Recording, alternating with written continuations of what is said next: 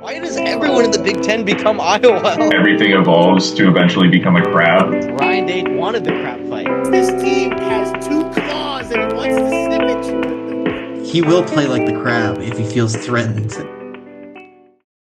Okay, first game was Georgia at Tennessee. Georgia won 44-41 in overtime, and I will say, we did not deserve to win this game. I will be the first to admit. How humble. We did not deserve to win this game. We are the luckier team. We are to Tennessee what Alabama is to us. Okay, they just get in their own head and then they explode, and then we win the game. That is exactly what happened. There's a lot of situations here we could talk about, but I want to just give the floor because it was an awesome football game. Yeah, this was a hell of a lot of fun to watch.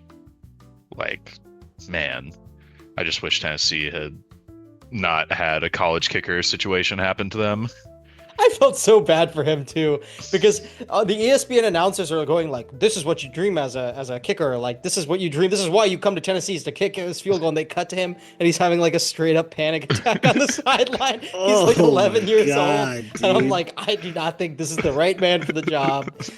I mean, to be fair, I wasn't like caught. I'm like, we lost. I had my hand on my remote to turn the TV off the second the ball went through the field goal, so I could just do something else. I don't want to even say, Heupel's getting some, shit on by his fans a little bit, obviously, because they blew it. And everyone's shitting on him for his end of game clock management. There was no end of game clock management fuck up. They just missed the field goal. Yeah, the fuck up was the false start right before the field goal. But did that even affect anything? It's not like it was a distance problem. I think that it made the kicker have to stew on it for like another 2 minutes or whatever, and that's I don't think that helped him. Well, evidently not. Yeah, that's true. I'm just saying, like, as a coach, he did pretty much everything in his power to bring them to the finish line. Yeah. No, I think he did a pretty good job with, like, they got in field goal range. They made it a little more comfortable than like his maximum range. They ran the ball to the hash I guess he wanted. I mean, they kept going to that left side, so I'm assuming he wanted it from the left hash, not the middle. But like, I have no disagreements with how Heupel handled that. Sorry, Josh. Just sucks, when you have a really good game that people are just so ready to write into the history books, and it started fast. Like, Gunnar Stockton really impressed me. Like, Joey Aguilar, for what they ask him to do, he's good at it. And he was amazing. Yeah, I mean, like, with Nico having whatever season he's having, it has to feel really good to just swap a guy and go right on ahead and honestly take a step back to where you were a couple years ago. And now I'm like, the whole question going into this was, will you be able to put up points on Georgia? And the fact that you could score 41 and your kicker even makes a kick in overtime, like, that's evil. That's dark side. The exact same kick as the end of game one, dude. Literally the exact same one. Same yardage, same side of the field, same hash, same end zone. Oh man, yeah. It's brutal. I will say, in the kicker's defense, it wasn't like a chip shot. It was a 42-yard field goal, which is like, if you're an SEC kicker, you should hit that. But like, it wasn't like a 20-yard shank. Like, yeah. No, I think there were only 3 points of contention there. I thought Tennessee had us, and they didn't finish the job. Like, at 3 points in the game. So I think I'm trying to remember. It's in the fourth quarter. Stockton gets strip sacked, and Tennessee recovers, and they're up 3. And I believe they're up 3. And if they just score there, the game's over. It comes 2 possessions, and Tennessee goes out and runs the ball 3 times in a row, and then just kicks a field goal to go up 6. Yeah, that was a bad offensive sequence. Yeah, especially because you're killing us on the air. So a little lack of killer. It was just really conservative randomly. That's what I'm talking about, where they got in their own head a few times in the game. Whereas like I could just tell he's overthinking it. That was one. The second one being in the first, I want to say the second quarter, first half, it's like 4th and 2 on the Georgia 45. And I believe Tennessee's up 21-7, or it might be 21-13 at that point. They're going no huddle. They caught us in dime. So 4th and 2, they're probably just going to go no huddle, run the ball. Kirby calls timeout. And then Tennessee decides to punt because we brought in our heavy formation. So it's like technically on a chessboard thing, you're supposed to punt because they were only going to go for it on 4th down because they had the advantage. But you should just go for it, dude. It's 2 yards and you're killing us. And then what was the last thing on 4th and 6? So the 4th and 6 where Gunnar Stockton threw the touchdown pass. Like first of all, a great throw, but Tennessee goes 0 blitz there. They just leave their guy out on the island on the biggest play of the game. Why? I thought it was a bad call. Situationally, I can see that. I mean, like, I'm trying to like get Gunnar Stockton like make a mistake, and he's been great all game. But I'm like, I at least want to speed him up, because the throw had to be perfect. I'm like gonna make this college quarterback, this simpleton college quarterback, make a perfect throw on 4th and 6 to win the game in a rivalry. Like, I'm fine taking a gamble there. Just make the kick. That's really it. Mm-hmm. Yeah. And it sucks being the first one to blink the entire game. And that is where, like, ugh. So, I mean, how bad can you feel for Tennessee fans in general? But none. Fuck them. I'm so happy.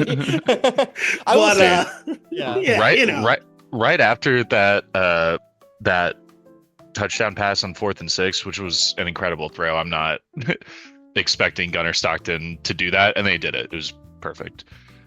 Tennessee's outside corner on the 2-point play totally fucked that up.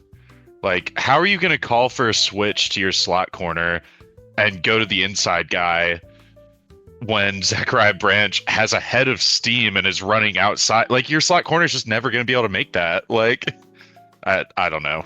That was crazy. Yeah. Okay, and from the Georgia side, you're going to have to deal with this.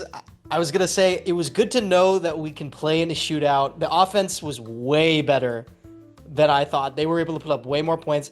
Bobo's taken a lot of heat from the fans and myself, okay? He called a very good game.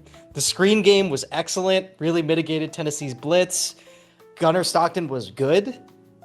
He scrambles when there's no pressure, so like there's some rookie mistakes to be dealt with. The corners had an awful day. The secondary was genuinely terrible. But addressable mistakes. They tackled well. Defensive line did their job. Maybe didn't generate enough sacks, but Tennessee throws the ball pretty fast. Even the corners, they didn't even get beat in deep coverage. They just totally got, like, they didn't play the ball as well, but they weren't getting beat, like, by Tennessee's receivers. So it's like, okay, it's a fixable thing. It's good to know that we can survive a bad performance by the secondary, a rare bad performance by the secondary, but a bad one. So we deserve to lose, but we won. That was one of my questions. Like, this matchup matters. Like, whether there is a postseason SEC tournament or meeting again in Atlanta or being in the playoff or even next year, has Heupel found a way to get around the Georgia defense? Like, how dynamic is it? Is it just like the trenches that are strong enough to make your scheme correct?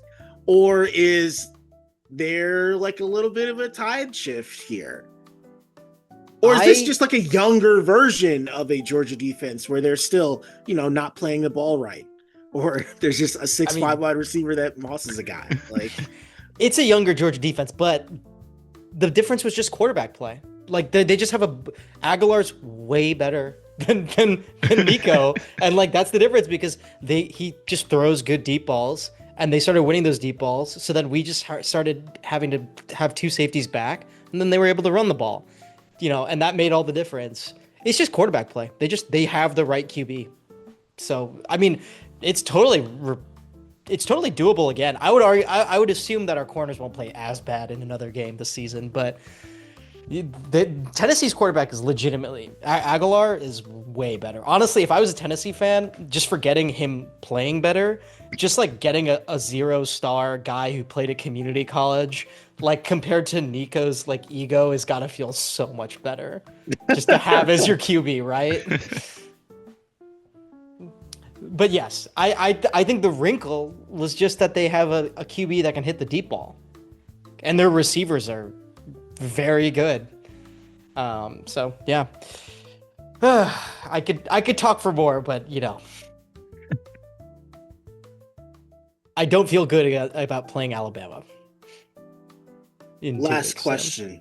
Y'all are gonna smoke Alabama. They're not good. Is Tennessee the best team in the state? I mean, you have to, right? Yeah. I'm wondering who are you thinking of as the, like, are we talking about Memphis? Like Vanderbilt. Oh, yeah. I always forget Vanderbilt exists. I mean, they did blow out South Carolina, but I mean, Tennessee just went against a top 5 team punch for punch, and should have won. We should give them the benefit of the doubt. I don't know how much. I don't want to draw too many conclusions because this is a rivalry game, and Tennessee really got up for it. They're playing pretty man down on defense, so this is good. This can be a long season for them in terms of depth. And you know what? While we're on it, they could have won in overtime, for the record. Yeah, it felt like it got decided on the kick, and then after they had to go and just run 4 plays and kick a field goal to open overtime, it felt super over. Like, my friends I was watching it with, we were joking. We're like, this feels like Georgia runs 1 play and scores a touchdown immediately. And that's not exactly what happened, but that is basically what happened. Yeah. Well, I'm happy. It's what's great? What's better than winning a game you deserve to win? Winning a game you didn't deserve to win. That's even Amen. Anyway, the next game was Texas A&M at Notre Dame. Texas A&M won 41-40 on literally the last play of the game. Banger day of college football. That's all I'll say. And you know what? Now that I live in Texas, I was around some A&M fans. I was really happy for them. That's what I'll say. I didn't know they hadn't won a road ranked game since 2019 or something fucking crazy. Oh, wow. Damn. Yeah. So, what did you guys think of this one? Man. Special teams, dude. Special teams. Oh, yeah. Much like in the Tennessee game, you hate to pin the game on one mistake by one player on special teams, but this is worse than missing a kick, because missing a kick is just something that'll happen, right? But just totally botching a hold that's crazy, man. And this game was so much fun. It was back and forth, and it sucks that my first comment when talking about it is man, this one play was bad. Yeah, Notre Dame had the flip side of special teams because they blocked the punt too. Yeah. And traditionally they're very good at special teams, so it sucks that was the thing that made the difference. Yeah. Sorry, Josh, what were you going to say?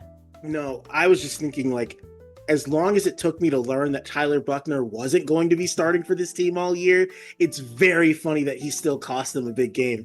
I can't believe it. And even on that play, everything breaks down. He went no look on the pass. I don't know if he was he was trying to get around the defender or something, but this is exactly why you're not fucking starting, dude. Fucking 4th down, game on the line. I mean, not even 4th down, PAT, and the guy was open.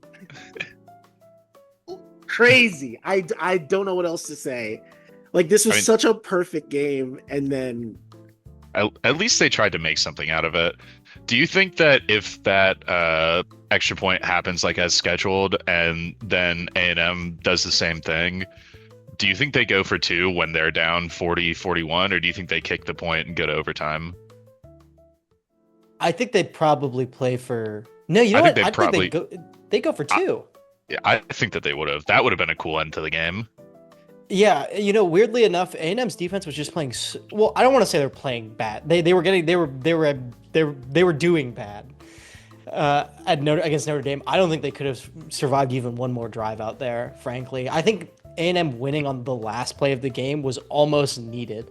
Like, if they gave Notre Dame 1 minute, I'm convinced Notre Dame would have scored. Like, because goddamn, Notre Dame's running backs are insanely good. Insanely good. I mean, they're both NFL, easily. Oh my god, I just want to point out that this felt like a NCAA game, like when you play on the PlayStation. Like Marcel Reed had a below 50% completion percentage. Okay, his average completed pass was over 20 yards. His average attempted pass was below 10. Just think about the statistical anomaly. And honestly, Marcel Reed, if they had like a quarterback that was 10% less mobile, I think A&M scores like 7 points this game. He was just out there carrying their offense on his back. Having 360 yards on 17 completions is wild. Yeah. It's crazy that, like, you can have 2 sort of like game manager quarterbacks that are doing different things. Like, both of them have enough mobility to buy time downfield, and the way that they had like those like late developing like wheel routes for running backs and then like crossing routes for the receivers, like, you're able to take advantage of like the weird angles you can throw from when your quarterback can just buy time. The only thing is, with Reed, he will take 8 yards and let that be the end of the play. CJ Carr will not. He will put the ball in harm's way. And I'm surprised that this game was that close, because he's just begging to blow a game for them. I'm surprised he hasn't yet. I mean, he hasn't he? They lost. Well, the Miami game wasn't just him. Yeah, true. But their offense looked better. Like, I thought Notre Dame couldn't score in a shootout. Yeah. Well, they don't play defense in the SEC anymore, so it's hard to say. But with 2 great running backs and a defense that was struggling, just don't fuck it up. And I think it was like an interception that he threw, where he left his feet instead of scrambling for like a couple yards. Like, just take what's there. I don't know. He thinks he's Brock Purdy and he's not. So well, he thinks he's NFL Brock Purdy. He is college Brock Purdy, which is just throwing a fucking stupid thing. Oh man. Yeah. Also, can we talk about the last play of the game? Like, they threw like a, I don't want to say, it wasn't like a jump ball, but it was like a back shoulder throw to a blocking tight end. And it was so funny because on the NBC, like, commentators were like, there is a 0% chance this play was drawn up for this tight end. Like, it's incredible they threw to him in that situation. And he caught it. And then post game, they're interviewing Elko, and he's like, no, that was the guy that was drawn up for him specifically. So it's like, oh, that's kind of funny that's how it worked. And then Marcel Reed bought time on that play, and then made a really great throw off 1 foot, just running across. He's a righty, right? Yeah, I think he was running across body. That was great. I mean, you can't do anything. It was against Notre Dame. God, I forgot what 34's name is. Their linebacker. He's incredible. Drake Bowen. He had some incredible hits on this, and it sucks that the game-winning play ends up on his head. Like, that sucks, but like, it should have been up to him. You could tell he was not a good coverage linebacker on that, because he did not play the ball at all. like no, he got he ran literally a circle like around him, like, to get in front of him. It's tough. It's tough. That's not his position, but man. And he Also, played a great Drake game, spelled with a Y. I've learned. I don't like that. Do you guys think Notre Dame will be ranked? 0-2 Notre Dame. They shouldn't be, but they'll probably be like 23 or something. I mean, we feel can like find they out in should like be. literally 2 minutes. I feel like they should be. They lost They're like 0-2. literally in 2 classics though. Like, I hate to use quality loss, but if there were ever quality losses, like, I don't know. I feel like Notre Dame's a really good team. They played 2 ranked teams. You know, they weren't playing fucking Old Dominion. You know. That's fair. But I Um, mean, I don't know if Notre Dame has enough left on their schedule to like make a playoff argument, even if they're 10-2. That's what I'm looking up right now. I mean, Really? if these are the, I mean, they've got like 4 more ACC games. Yeah, so Purdue, Arkansas, Boise, NC State, USC, Boston College, Navy, Pitt, Syracuse, Stanford. I mean, yeah, I guess a that's mostly easy power schedule. teams, but yeah, they can go. I retract my statement. A If they go 10-2 10-2, Notre they'll be able to Dame. make the argument. A 10-2 Notre Dame off brand value alone, I think, just makes it. Yeah. It is really wild to be sitting here in mid-September talking about 0-2 Notre Dame. Feels weird. Yeah, they booked a tough schedule. I don't want Yeah. I don't No, want they to punish did them for the playing right 2 thing. real teams and then losing literally on the last play both times.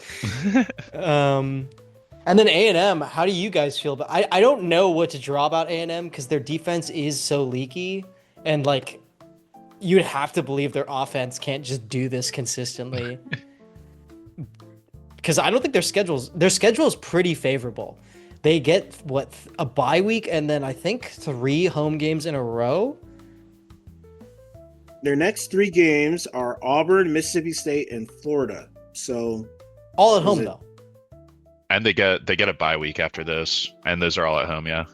And So then they it's have like- 3 road games in a row: Arkansas, LSU, Missouri. That's weird.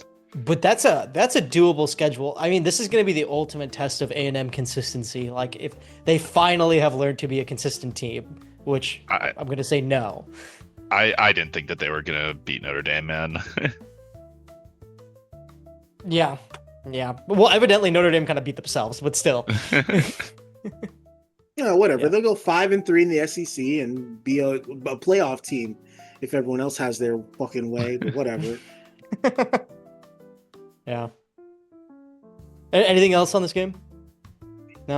All right. Next game was Clemson at Georgia Tech. Georgia Tech won 24-21 on a walk-off, career-long field goal for their kicker. Bro, Clemson's offense sucks. Like I want to say like Georgia Tech's offense did what they always do. They played exactly their game pretty successfully. Georgia Tech's defense was okay. I want to say that it was a lot of Clemson incompetency. If Clemson doesn't, if Cade Klubnik doesn't just fumble the ball, and I will say he fumbled not while throwing a pass, he fumbled on a read option where he pulled the ball. So there's no excuse for having a loosey-goosey ball, okay? He fumbled. He throws a pick in the red zone. If he doesn't do those 2 things, they probably win. That was the difference in the game. Georgia Tech just managed the game better. They were just more buttoned up, even though they were less talented. They got all their turnovers out of the way right at the beginning of the season. So they're set for now. Man, I mean, that kicker is gonna be a popular man on North Avenue. I guess last night. Yeah, But- yeah. That's cool, man. The Haynes is rock. Haynes King is such a fucking warrior, dude. This is not sustainable. It's just No, not it's not. physically It's not, sustainable. but- This is But what if it insane. is? Think about how cool that would be. His wear and tear slider is not in a good spot. Yeah. But- Clemson's gonna be like unranked after this, right? If I can answer that Clemson's for you ranked, right now. we need to get rid of the AP poll just as a system. Already, I mean, there was Clemson- already talk about like how terrible the AP poll voters are, but Yeah, they lost Clemson to. is not ranked. Notre Dame is ranked. They're 24th. Wow. Yeah, because Clemson is like you lost to LSU, and then you sucked against Troy, and then you lost to Georgia Tech. Like you're not good. evidently. I can't believe I picked them to be in the national championship. This is like the worst pick I've ever made. Yeah. Don't worry, you're not alone. You're not alone. There were plenty of people on this show and in college football in general who were like, oh, this should be a year for Clemson to take a step forward. Who would have thought this developmental program wasn't going to develop themselves in anything better? Like, why? Yeah, either way, Georgia Tech is looking like if they can beat Clemson, I feel like they can beat pretty much anyone in the ACC. Maybe I think Miami could probably beat them, but they could be in the ACC championship pretty easily. They have a style that is very repeatable on the road. Is what I'll say. Anything else on this one? Fire Dabo Sweeney. He's lost the program. It's over. Fire. Yeah. All right. South Florida played at Miami and lost 49-12. But, it was closer than the score for a while. Well, was it? I don't know if I agree with that. I think the first quarter they were down 14-3. That's just a matter of time not playing out long enough yet. So what's our conclusion? Is it Florida's that bad? Is it that Miami's that good? Maybe. I think Miami's just good, dude. I think Miami's good. Carson Beck looked great regular season, whatever. And the receiving talent is really good. They're tough. They're running the wishbone in short yardage now. There's tough guy isms that people do. Oh yeah, we eat nails for breakfast. But really, when you get down to it, can you get a yard when you need a yard? And they're able to do that. And can you stop people in short yardage? They can do that. I mean, they were more physical than this USF team that's been bullying teams. So I don't know. I think they're just solid. I mean, I haven't looked at Miami's schedule, but if they can play like this, they should be top 5. Well, sorry, did you see them in the AP poll? Yes, they're 4. I mean, they get Ohio State, Penn State, LSU, and they get a tune-up game against a high school team next week. So, I mean, I'd put them over LSU. The Florida honestly. Gators. Yeah, I would definitely put them over LSU. What's holding up LSU? A Clemson team that just lost to Georgia Tech. Yeah, and then scoring 13 points of offense against Florida. Yeah. Again, when the other guy had 5 picks. Circle of suck. More experience. So yeah, I'm a Miami advocate now. They really impressed me. Defense was way better. That was what really mattered to me. I know their offense can score points. Their defense was a lot more buttoned up compared to even last season. Yeah. See, I don't know though. There was one point in the second quarter where I think it was still 14-3 at this point, where Byron Brown threw a 60-yard deep ball that he got tackled at the 10-yard line, and then Miami's defense bowed up and forced a field goal, and it was okay, well, if you can't do anything off of your 60-yard completed pass, it's probably not a good sign. Yeah, I mean, Miami has to be the favorite for the ACC right now. Gotta be. Yeah. Anything else on this one? All right. Duke played at Tulane, and Tulane won 34-27. I did not watch this game. A little misleading. Sorry. No, I didn't catch this game, so please go, please. The final score was a little misleading. Tulane had a big lead, and then Duke tried to come back, and it just wasn't enough. Jake Retzlaff really impressed me in this one, not just because he's the starting quarterback, but they talked about how he had 38 days to pick up the offense after his honor code violation. That whole situation played out at BYU. I don't know if Tulane can be ranked highly enough, because if Duke had beat Illinois or something, then maybe it's this big ranked win. But I think Tulane looks solid, and their quarterback situation is great. And I did not think Retzlaff would be the one doing the heavy lifting in that offense, but they persist. So we'll see. I mean, Retzlaff was good with BYU last season, so Yeah, but it was like, oh, he's really good at handing the ball off. He's really good at doing things out of play action.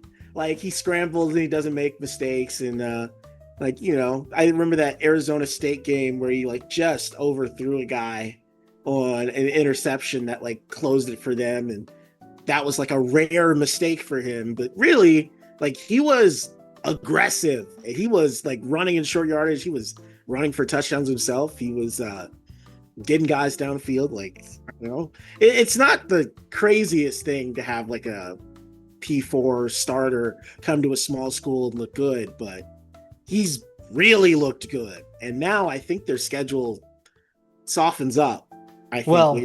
After this next week, it softens up. We'll look at it. We'll look at it in the previews. Trust me, it's on the previews. It's killer for Duke to lose the Darien Mensa Bowl. Like, how often do you think a team, like a player, transfers and then has to play his former team like in week 3, and it's not a conference game? Like, you've not transferred in conference. I mean, it has to be insanely rare. Yeah, and I bet that Tulane's players were fired up for that, and it showed. Yeah, I mean, we'll talk about Tulane's schedule, but they could easily be the G5 representative. They definitely have a path, 100%. So we will see. Are we good to move to the previews? Oh yeah. All right. You're editing in different order. You can throw this in. Talk about LSU, Florida. Okay. It's on your mind. We went into this week saying, like, all right, Brian Kelly, this should be the week where we'll get to pat him on the back. We'll get to curry favor with LSU fans because we were hard on Brian Kelly. Like he's a fun guy to make fun of. But this is now, I don't know, the worst Florida team we've seen, and whatever. I'm not even going to try to rank it. Just a terrible, terrible Florida game. And it's like a 10-point difference. And Nussmeier's like the second dumbest quarterback on the field. But he tried to make it a contest. That's what's... Go ahead. They were on the broadcast saying, like, you're a 5th-year senior. What more do we have to talk about? Go on. Before even getting into the LSU side of things, just like... I don't know. I mean, I knew this didn't surprise me because I knew DJ Lagway was just being built up for basically no reason at all. And 5 picks is horrendous, dude. And they were not like good picks. Like they were not like receivers bouncing off their hands. Like there could have been 2 or 3 more too. Like absolutely. LSU's defense was just out there feasting, and their offense was just so lackluster. And admittedly, Florida's defense isn't like untalented. They're not good, but they're not untalented, I made a clip of your evisceration of Florida last week. Just like how, like, oh, they're not good at anything. And I want to find that comment because some person commented on the TikTok page, and they were basically saying, give me just a sec. Edit this out. Fuck. They were saying, terrible take. Mind you, they beat... Oh my God. Their comment on our TikTok, like totally eviscerating Florida, was terrible take. Mind you, this team beat LSU and Ole Miss, and Napier was limited because Lagway was new. Now that Lagway has a season in him, Napier wants to run his schemes, which are awful and don't work. So... It was kale on TikTok. So it's nice. That's the first interaction we've had with an audience. So clap it up for that. Yeah. I thought that was going a different way. They really got me in the second half. Yeah, I mean, it's amazing that Napier has his job and Brett Pry got fired 5 seconds before we recorded this podcast. So what are we I mean, I don't want to just skip over this game, but I mean, this game did suck to watch. Disgusting. Yeah. Ugh, gross. I mean, but how long does Napier make it? I mean, I feel like we've played the schedule game with Florida like 3 of the last 3 weeks, so I don't really want to do it again, but I don't think he makes it past Tennessee. I don't think he makes it past Tennessee. Yeah, they're looking at like a legit 1-11 season here. Like it's that bad. South Florida, they like evidently needed that win, and they didn't even get it. So yeah, I mean, yeah, Tennessee. I think they'll fire him after the Tennessee game because everyone will be so pissed at them. Basically, but you know what? Let's just go through all the shout outs, I guess, because we're doing it anyway. You want to just knock that out? Yeah, go ahead. All right. Well, Houston beat Colorado. Houston's looking not too bad. Colorado benched Salters, right? Yeah, they went yeah. with Staub. I can't remember his first name. Why did they bench Salters? I mean, he at least gives you the running. I think at some point there was like an injury or something. I'm not even sure what happened. And then Staub came in and was like 7 of 10 for 170. And they're like, fuck it. We'll see. I mean, that's one of the things about having like a new team every year when you transfer everybody in. Like you're really figuring yourself out like more than even the standard college team is at the beginning of the season. And there's also not like some loyalty aspect that's like, okay, this guy's been in the program for years. Like this was Nussmeier's job at LSU. This is an open competition. Like that's what you were recruited here for this calendar year. So like, I don't mind switching quarterbacks in week 3 if the other guy comes in and just doesn't make a mistake. Yeah, that's fair. Also, Houston was better than I thought they'd be. They're improved quite a bit. Especially with freaking Calzada, who is it Calzada or is it freaking Wegman? I always it's Wegman. Calzada's at Kentucky. They're both fucking A&M. They're the same, like washouts. But the point being is he's definitely found his home in Houston. It's definitely better for him. I don't know. White boy with a little bit of swagger, doing well. Can't run for shit. Can't run for shit though. But he ran it into the end zone, and that's what counts. I'm surprised, dude. I knew like everyone likes Willie Fritz. Everyone knew like, oh, this Houston team has like, enough talent to be fine in a conference. And I feel like I just say everyone's fine. It's fine. It's fine. But they really are like a, B- top to bottom roster that's just coached really well. And I'll take it, especially year 2 of a new like regime, which feels really silly to use that word, but it's impressive. So we'll see. We'll see. I mean, they're just as much of a contender in the Big 12 as anybody else, and that's shocking to say for Houston, as bad as they were to start last year. But that's modern college football, I guess. Yeah, honestly, I don't want to like jump into the Big 12 show, but the contenders of the Big 12 to me are not who I thought they'd be so far. So, in general, we'll probably catch up the previews because that'll come up then. Also, Indiana has yet to play a real game. Josh, you said it best. Yeah, Indiana doesn't respect their fans' time. Like their first 3 weeks of the season, like this is a playoff team. We were all rooting for them last year. And like for me, the college football season's a month old. I've been locked in on Iowa State. So I've had an extra week of being really focused. And now it's week 3. And I'm like, oh yeah, Indiana has this big game against Illinois this week. And their closest game was against Old Dominion, who I guess is pretty good, but is bad enough to get a coach fired the same day. So it just sucks. It sucks that you're getting less good football because they're playing the schedule game. And, winning is important, but I don't know. Do you feel like a winner when you score 73 points on an opponent? Like, who cares? Yeah, it's just like a product of the committee, and now teams are playing more scared than they've ever been in terms of the scheduling for the weaker teams. For the better teams, I think they have just so much more leeway that they book better games, but the weaker teams are like, if I have a single loss, like my entire season is over. So, Yeah, which is crazy in the 12 team era. I get that in a 4 team conversation.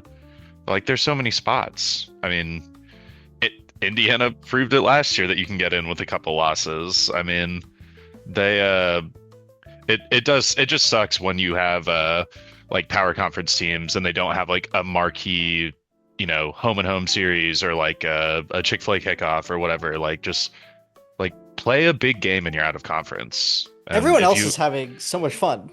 Yeah. And then we looked at the Big Ten like schedule this weekend. I looked at the Big Ten. I'm like, all right, do we want to talk about any of these games? And no, like, everyone has a cupcake week. It's fine. But when Indiana's not doing their part of scheduling at least one good out of conference game, then it's like, come on, dude, it's your turn. Like, you didn't bring the chips again. Like, you don't even have do to play something. a team that's that good. Book Virginia Tech. Like, it doesn't even matter, like. Yeah, just book a team that's real. Like, yeah, like Auburn's big out of conference home series the last 2 years was Cal.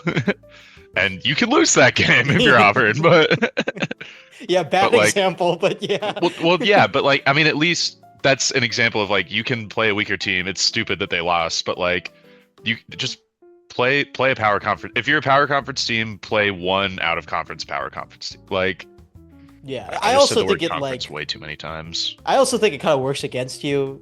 Like, you're about to start Big Ten play, and you've played nonstop spring games. Like, you haven't played a real team. You haven't learned nothing about yourselves. So and here comes top 10 Illinois, and your backups have played like 60% of the snaps this season so far.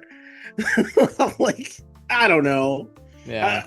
That was the thing. It's like, you're a Big Ten team. You have like this big television contract. Like, there was a real push for games like this upcoming week so that you have more inventory on a network than just Ohio State, Michigan. And to see that there really is not a damn thing extra that they're willing to do just for fun.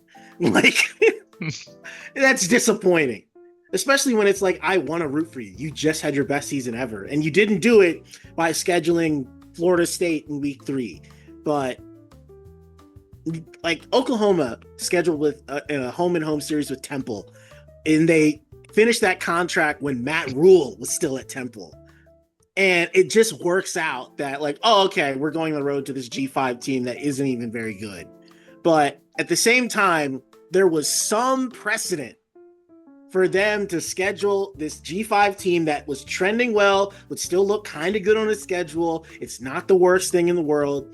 And then meanwhile, Indiana's canceling their contracts with Duke. Like, come on. Yeah. Well, speaking of good out of conference games, the Backyard Brawl was this weekend. And it was sneakily really good. And about as disgusting as it normally is, honestly. West Virginia won. That's something. I don't know. I don't. It's impossible to draw conclusions from this game because it has no bearing on the rest of either team's seasons.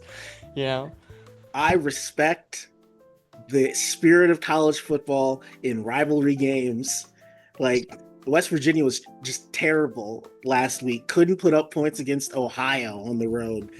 But to come home and give your fans in a sellout crowd a big win over Pitt, who, I mean, if you hadn't heard, has to eat shit now.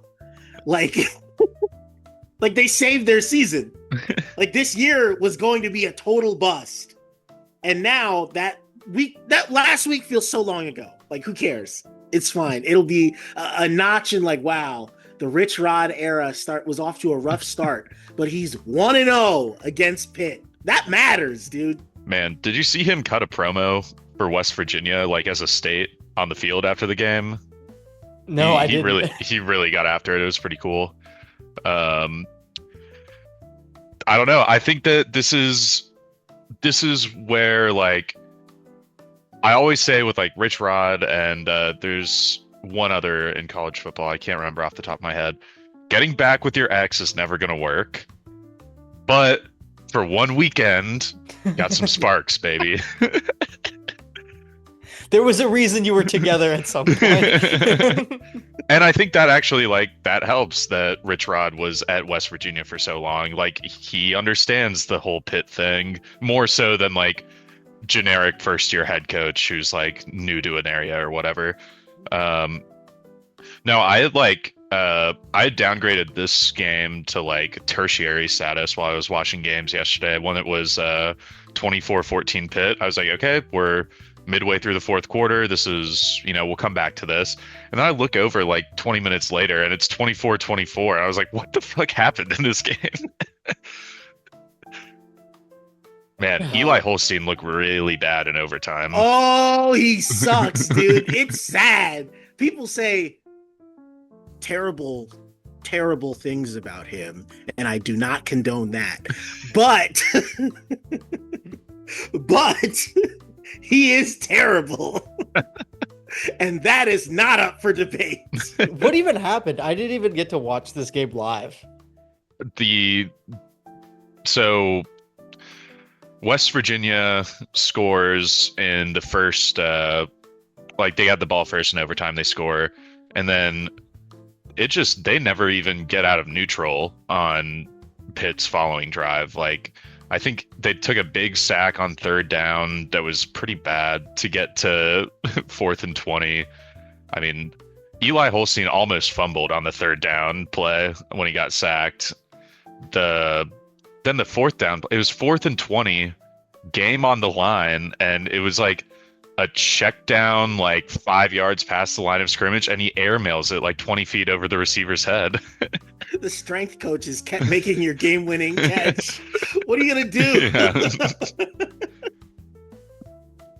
Oh man. So good for West Virginia. This season is still going to be very difficult, but they beat 1-0. 1-0, baby. This is so I can't believe they played so many seasons without playing the backyard brawl. I don't know how we ever did without it. Like, this would be a game against TCU or something in other years. Like, who gives a fuck? Like, I can't. Wow. Okay. Next topic. Okay. Don't lose rivalry games. I hate it. Don't lose them. Yeah.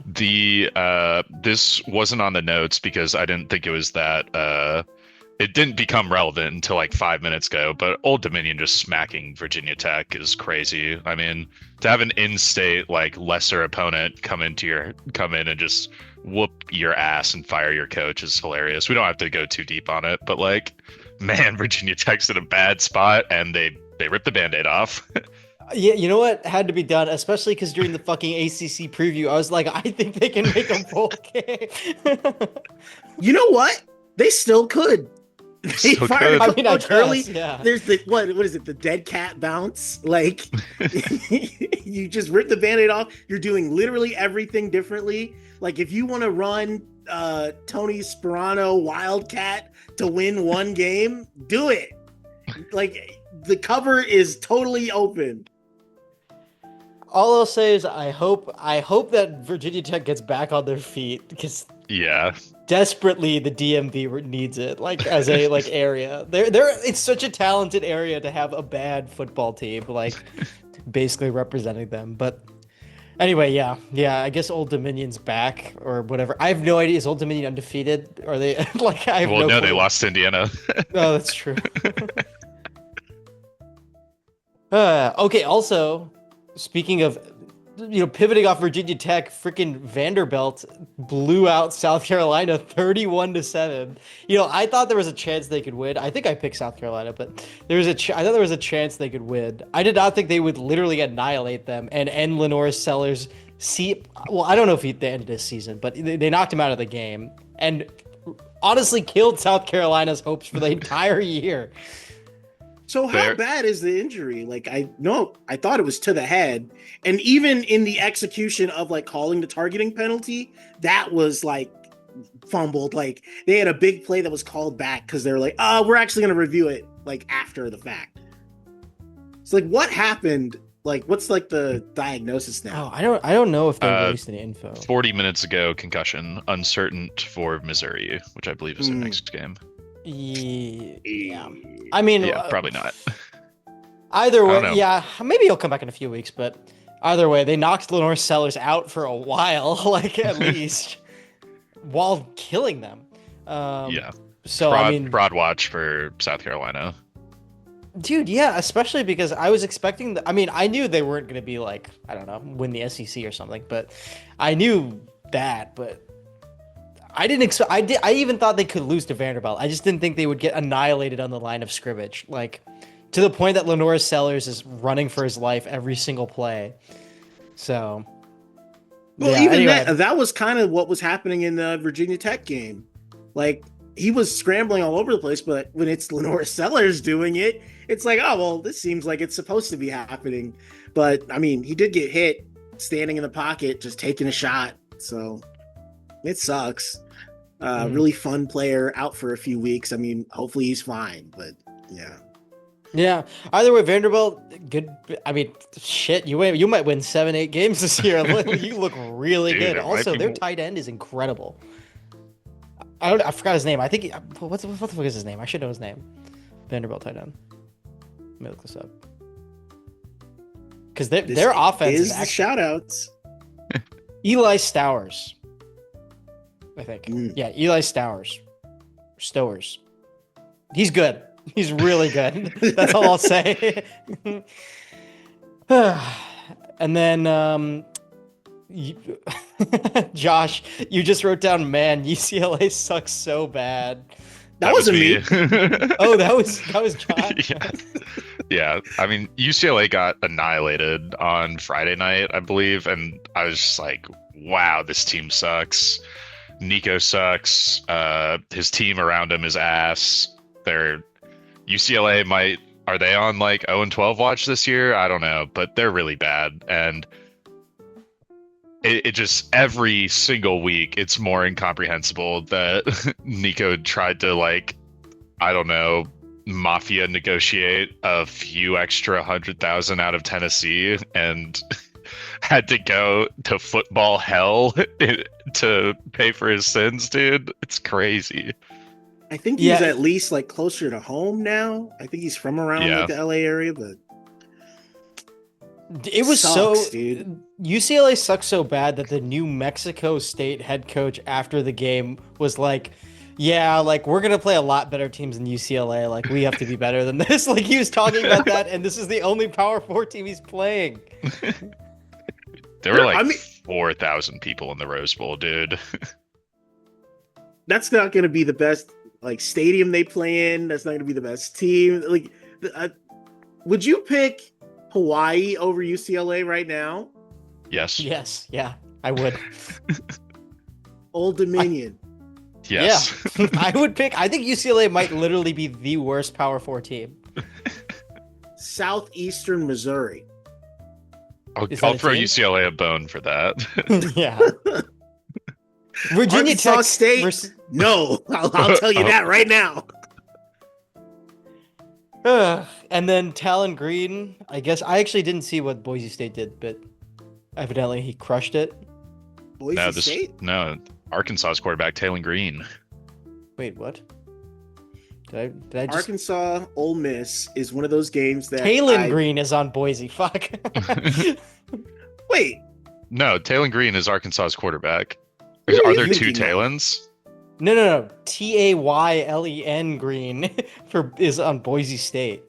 I'm pretty sure Taylen is Arkansas's quarterback. No, he's Talon. I feel like I'm in a time warp right now. Oh, What's you know what? No, happening? it's the same guy. He used to play for fucking Boise State. Ah! That's why I was like, how do I even know that this guy played for Boise State? Anyway, point being, I guess he cooked against. I mean, Ole Miss's defense really fucking sucks. Yeah. Yeah, they don't play defense in the SEC. They don't play defense in the SEC. Talon Green, dude. Ole Miss is definitely on fraud 115 alert. rushing yards, a rushing touchdown, 305 passing yards in a loss. Get him out of there, dude. Like, I struggle to remember Arkansas sometimes, and that's my fault. That's my fault. That's my fault. I want to get that very clearly. But he's struggling in vain right now. How do you put up 40 in a loss? Dude. We'll come back to that, but damn. Arkansas damn near won that game. I mean, shit. But the the first half of this game was so much fun to watch if you're just like brain off. I'm watching offenses cook. It was like it started off with a missed field goal from Arkansas on their first drive, and then there were 8 consecutive touchdown drives between both teams. And the only like 21, reason 24 in the second quarter alone. And the only reason it wasn't 9 consecutive touchdown drives is because Ole Miss just ran out of time and had to kick like a 30-yard field goal at the end of the first half. But no, that was a brutal fumble by Arkansas. I think wide receiver at the end of that game. I mean, they were driving, they were close to the red zone. They could have scored, and then Ole Miss probably would have scored if there was like 30 seconds left on the clock. But what's like the pulse on Arkansas fans? Like, are they feeling good? Like that they're better, that they're playing like more competitive, or are they just ready to fire Pittman? Because honestly, Pittman's lasted longer than I would have thought at Arkansas. Yeah, I don't know. It really felt like they were ready to fire him like 2 years ago, and then it kind of just didn't happen. But yeah, I mean, they've got a brutal stretch. They've always had a brutal stretch. I mean, True. I think they just accept that their lot in life is to either be one of the best teams in college football or be not remembered by anyone that lives in the Midwest. Like it sucks. Like it's a bad existence to be in. And it's not because they don't have the investment. It's not because they don't care about their program. Like they're doing everything they can as far as I'm aware. So they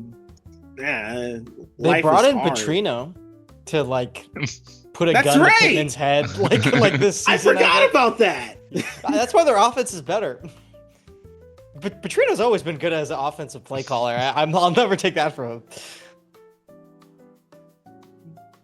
Well, yeah, but either way, Ole Miss is fraud alert, bro. This is bad, dude. They didn't even play well against Kentucky. And Kentucky fucking sucks. Like, this is I think Ole Miss is gonna like get the doors blown off of them one of these weeks, where their offense just fumbles the ball twice and throws a pick, and it's just like over. Basically, I haven't looked at their schedule, but not good. Arch Manning sucks, and like we know he sucks now. It's not even like he was playing Ohio State. That's so hard. He sucked. I don't even think he had a 50% completion percentage this week. It was 44, I believe. That's so bad, dude. I do you even think he'll start the whole year? He was getting booed by his own fans against fucking. There was UTEP, right? Yeah. Yep. He's not gonna last, right? He's not gonna start the whole season. No way. I have no idea who the backup even is. Like, it's Arch Manning, dude. He's playing. Yeah, I guess his contract is too big, whatever it is that I don't know. But either way, it's good to get some confirmation. I think when Texas plays Florida, like Lagway versus Arch Manning, like the combined football IQ between those two guys is gonna be like less than 20. Like, it'll be like 10 picks. Quarterback toilet bowl right there. Yeah. And then we talked about Florida, so we can talk about some of the games now. So this is. I wanted to go one last thing. Oh, the realignment woes. Minnesota at California is like the type of game that's like, oh, this is like kind of nice. Like Cal's like young freshman quarterback who I didn't even remember his name yet, but he's been looking pretty good from what I've heard. But this game kicked off at 9:30 Central. Minnesota and Boston College was playing Stanford at 9:30 Central. Like, this is what happens. These expanded conferences, you have Boston and Minnesota playing out west at midnight. Like, I think their game just ended now. Like, why? Like, why? I know why. It's just stupid. And every time I see it, it's going to be stupid. And what's crazy is, like, Cal's in the ACC and, oh, wait, no, I'm sorry. My point was that these could be conference games. Boston College Stanford is a conference game. Fuck everything, dude. All right, next thing. I don't know. I'm gonna say that I think Minnesota playing Cal is cool. It's a Pac-12 team playing a Big 10 team, you know, out west. This game would have happened at 9:30 10 years ago if they scheduled this. The other one is very stupid. Yeah, but Boston College Stanford is insane. But yeah. I mean, hey, I Stanford think, like, won, though. I'm just saying. There's like a minor Twitter controversy among like Michigan State fans because they have to like play USC at like midnight local in a couple weeks or something. Like midnight local for Michigan State. That's ridiculous. All right, so week 4 previews. Tulsa plays at Oklahoma State on Friday night. So a little local action, I guess is what I would describe it as. For me, my brother plays basketball at Tulsa this season. So I've been paying a little closer attention to them. I think it's like the Battle of the Turnpike or something. And I'm excited. I'm excited. This should be like a low level Big 12 team versus a Tulsa team that's trying to figure it out. And Trey Lamb has been, moderately successful in this early goings of things. So this would be a huge win if they can pull that off. They haven't beaten Oklahoma State in forever. So rivalry wins, dude. Extras at stake. I'm rooting for Tulsa, dude. It'd be really funny if Oklahoma State has to fire Mike Gundy. I know. It's like, I want to say Oklahoma State will lose this game, but Tulsa's not been good either. Tulsa's not been good. It would be different if Tulsa had been like decent. Yeah. No. I will pick Oklahoma State. John? Yeah, I'll take Oklahoma State too. I did wish casting picks last week and it didn't work, so now I'm just gonna go back to picking who I actually think is gonna win. Josh? I did not learn my lesson, and I picked Wisconsin over Alabama last week, and I'm going to do it again. Tulsa. Fly the flags, dude. Rain Kane. I have a bias against Tulsa because when we made the bowl games under the Paul Rhodes years, we played Tulsa in the bowl games as Iowa State, and they beat us both times. All right, Texas Tech at Utah. Very important game. Utah at halftime was only up 3-0 on Wyoming and then played a much better second half of football. What are we thinking?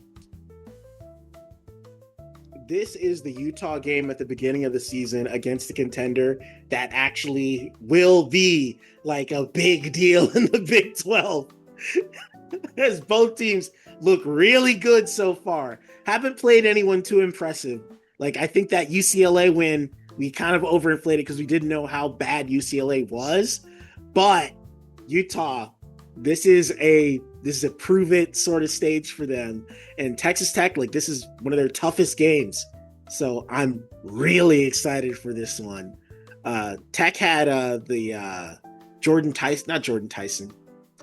running back. His last name, I think, is also Tyson. His ACL tore like right before the season. And they've really bought in for this year. So to get one like this is huge, especially when you have like a new team, all transfer players, all down through it. Like, if you don't get things rolling early, they could fall off the rails. And that would be, I don't even know, like, how many millions of dollars this investment is now resting. So the pressure is on, and it's September still. Well, I think if they lose this game, I'm going to be able to tell Cody Campbell to stop spending his money on a national advertising campaign that has 400 commercials per game about some random bill in Congress to fix college sports, put that money into the damn team, baby. Come on. But I don't know. We'll see. We'll see what happens. I'm gonna pick Utah. It's a Kyle Whittingham Utah. They're inevitable. I'm gonna go with Texas Tech. I think Utah's a fraud. That first half against Wyoming was shit, dude. Wow. And Texas Tech is just blowing out everybody. I'm gonna go with Tech. I think Texas Tech is a much better team. I think Utah's fake. I think it's a fake team. Okay, Auburn at Oklahoma. John, I wonder what team you're gonna pick. Auburn, gonna go undefeated. No, I mean this should be a fun game. I mean, Venables is going to put Jackson Arnold into the torture chamber for this game. I mean, Arnold didn't exactly light the world on fire against South Alabama yesterday, but ooh, man, I think it's gonna be fun. I think I'm worried about Mateer throwing for 700 yards, but I think that the good guys are gonna pull it out. That's how the stories work. I would agree with you if this was a road game for Oklahoma. I feel like Auburn will be comfortable in this environment as you could be on the road. They've played in big games before, but I don't know. I don't think so. I'm gonna go with Oklahoma. They look really buttoned up at the moment. That's how I describe them. Mateers does not protect himself physically, so if he gets hurt, that completely changes the equation. But yeah, I would pick Auburn if Auburn was at home. You guys are supposed to support your friends, and well, if we all picked Auburn, you wouldn't be happy either. So. That's right. There's no winning except for on the gridiron in Norman. I will say, the recipe for Auburn to win this game is playing like a crab, dude. Running the ball, playing keep away from Oklahoma's offense, shortening the game, and then winning on special teams. Like, if Oklahoma hasn't figured their shit out yet, this is a chance for Auburn to be like, hey, we're winning in the margins and pulling this one out on the road. If that's the path to victory, we're not going to be able to do that. Our special teams is so bad. We had on yesterday, the opening kickoff, our deep man calls for the fair catch, and a guy trailing back from like the second level actually caught it, and apparently that's not like a fair catch and a touchback. That is where the guy who didn't signal the fair catch, that is where the ball's spot. So we had the ball at like the 6-yard line to start. We don't exactly have a kicker. Our special teams isn't very good. What happened to the kicker that was coming back from surgery? He had a setback like a couple weeks before the season. So he's like out of commission for anything longer than like a 35-yard field goal, basically. That's crazy that they have a number to it, but okay. Yeah. Well, he hasn't been able to build his strength back like it was looking like. Gotcha. Well, what time's that game? Sorry. Do you guys know what time it is? Is it prime time? I think it's at 2:30. Okay. That is fortunate. Little things like that make a difference. Yeah, if it was a night game, I'd be like, this could be really bad. Next game, Tulane at Ole Miss. This is the one I want to talk about. I think Tulane's going to win, dude. Ole Miss's defense sucks. This Ole Miss team is like on major fraud alert. They've survived against two very mediocre SEC teams. I'm picking Tulane. Josh? It's on the road. I don't know.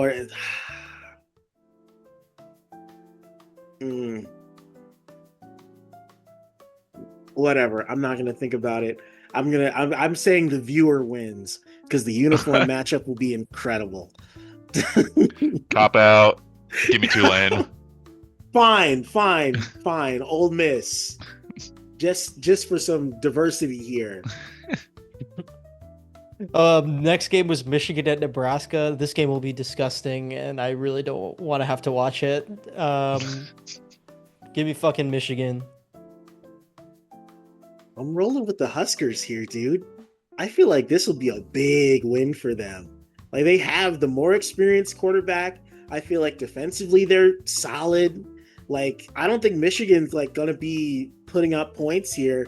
And this is in Lincoln. Give me the Huskers. Give me them rushing the field. Give me them getting ahead of themselves after a win. Like I feel like this will be a great week for them. I want Michigan. I think that Biff Poggi has something to prove in these 2 weeks where Sharon Moore can't be coaching. I mean, it was against a high school team, but Bryce Underwood, man, I'm buying it. I think that he is gonna make Raiola's whole Mahomes thing look way stupider than it actually is. I think that Michigan's gonna win. I just think it's going to be such a disgusting game. Like, oh God, both these two teams are going to be so sloppy, and I think Nebraska is just incapable of playing like a clean game. Like, they just can't do it. But they're at home. I mean, and Michigan, I don't know if they're that good. So we'll see. North They're Carolina ranked for now, right? Yeah. Yeah, that's a pure like. Let's get a ranked win for Nebraska, baby. Let's do it. This is the time. Next game is North Carolina at UCF, which I didn't even know was on the schedule. I'm gonna go with I'll go with North Carolina. I'm thinking North Carolina as well. Frost. This is the other getting back with your ex that I couldn't remember earlier. That's Stupid. right. But yeah, give me, dude. It's I don't know, man. Whatever. UNC. I feel like this will be close, but I will pick UNC as well. I just don't think UCF. I don't think UCF's a Power 4 team right now. They're still figuring everything out themselves. And they almost lost to Jacksonville State week 1. So I don't know. Maybe they're further along than I thought, but I could see UNC just being better situationally. I wonder why that might be the case. But yeah, let's give it to them. Okay, Illinois at Indiana. That's the Saturday night game on NBC. I think Illinois. I think they're pretty good. I think Illinois has to get off to a strong start. Take advantage of the fact that Indiana's been sleepwalking the past month. Like, this is very important. And I think they have the better quarterback. I think they have the better defense. I feel like they're more prepared because they've actually played a big game and had a second half surge against Duke. Like, I feel like this is Illinois' game to win. And I know those Hoosier fans will be excited to have finally something on the schedule to fill up the stadium for in prime time. I really want them to keep doing this in Bloomington so that this program can keep taking steps forward. But give me the Illini, dude.